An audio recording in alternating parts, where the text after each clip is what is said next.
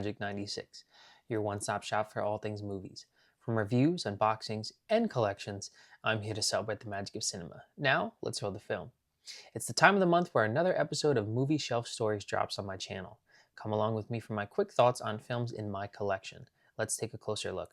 Okay, let's start on the first shelf, like always, and we'll go all the way at the beginning, like the last episode, and start off with 300.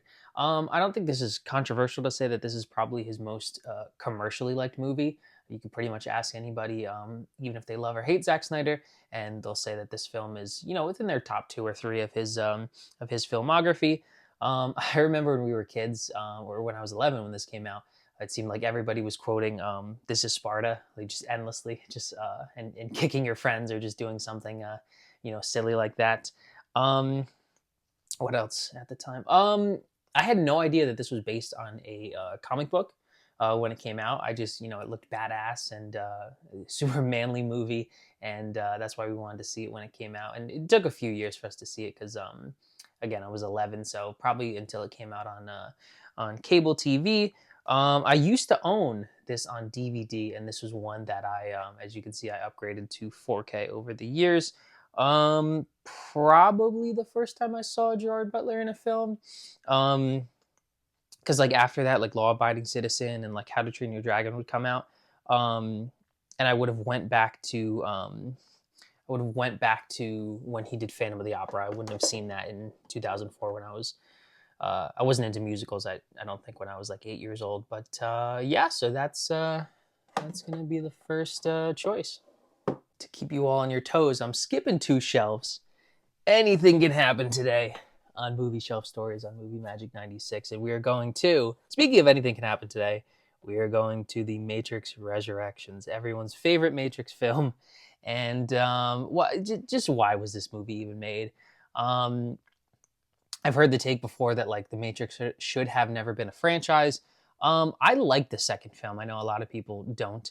But with the twins and the car sequence, I thought it was really good. The third one obviously is the worst out of the trilogy, but then we got a new worst when this one came out.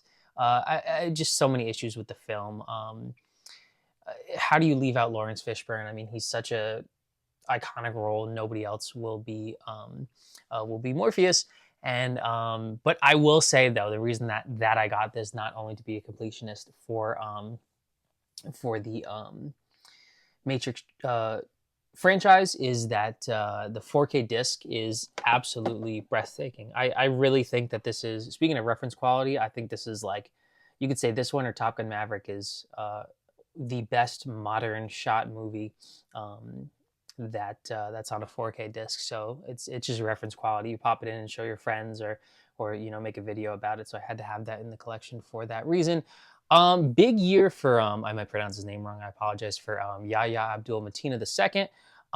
The other big franchise he was in was Candyman, and so he, with this film and that film, he definitely had a big year. But yeah, that's enough talking about the fourth Matrix film.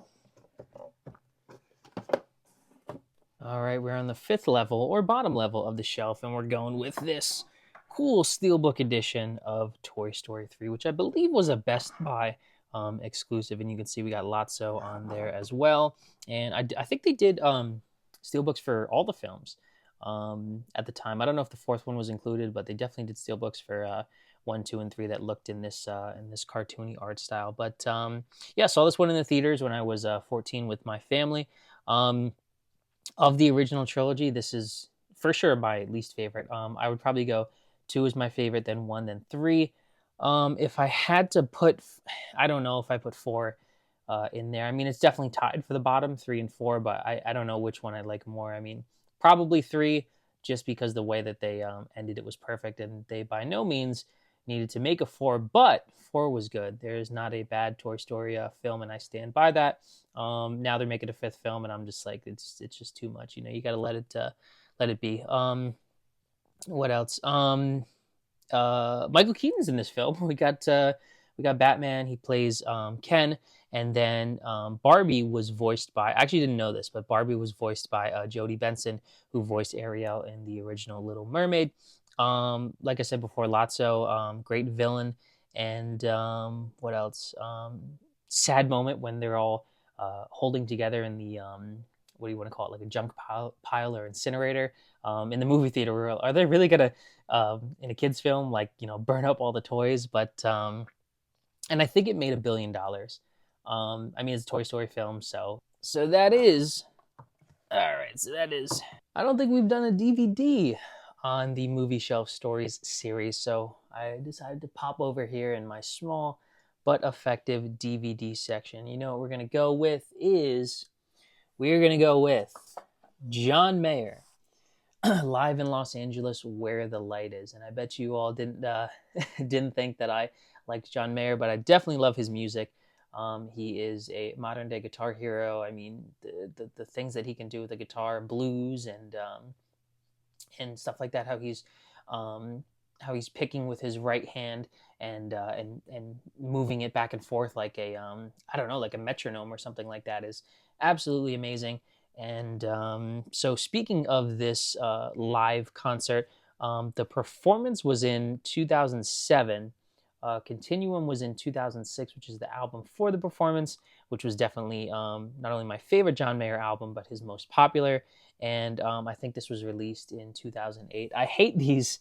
I don't know what you call them. This paper, um, this paper packaging. Sorry, it doesn't close, and it's super thin on the shelf. You can see I have another Eminem one over there.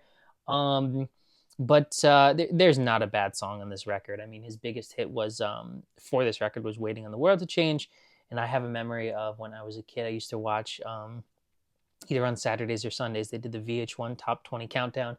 If you're old like me, you can remember that.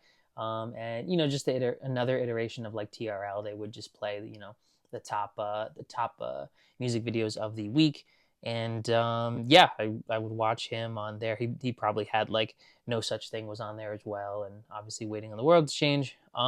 So for me, probably Stop This Train is my favorite song on this album. I also really like Slow Dancing in a Burning Room. The guitar intro to that is absolutely insane.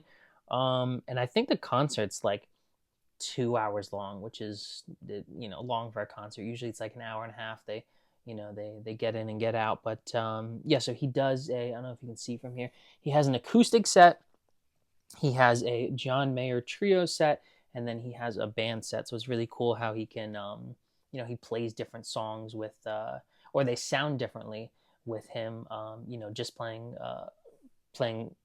solo with his acoustic guitar, and then a trio and stuff like that. But yeah, this was a really, I have to rewatch this, and maybe I'll do a review for it. I don't think it'll do that well because obviously I'm not a music channel, but and I feel like John Mayer is not a little bit niche, but maybe nowadays, like he was obviously huge back then, but nowadays not as big as he was, I should say. But yeah, I gotta check this out again. What was your favorite film I showed off in today's video? And do you have any of the same additions that I do? Be sure to let me know in the comments section down below. And as always, if you enjoyed this video, don't forget to like, comment, and subscribe. You can also check me out on Instagram at MovieMagic1996. Thank you so much for everything, and go watch a movie today.